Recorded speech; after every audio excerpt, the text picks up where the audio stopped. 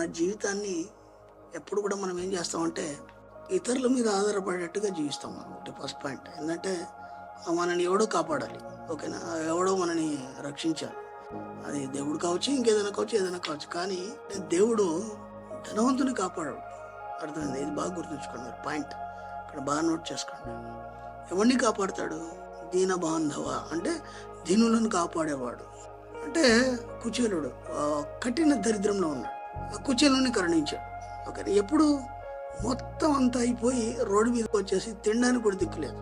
ఓకేనా, అతని పేరు అసలు కుచేలుడే కాదు, అతని పేరు సుధాముడు.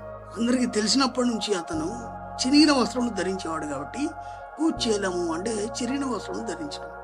దీన్ని బట్టి మీకు ఏమర్థమైందంటే నేను దేవుడు కరుణించాలి, లేదా ఏదో ఒక శక్తి నేను నడిపించాలి, అద్భుతం జరగాలి. ఇవన్నీ జరగాలంటే ముందుగా నువ్వు పేదవాడిగా నువ్వు ఒప్పుకోవాలి. అర్థమవుతుందా?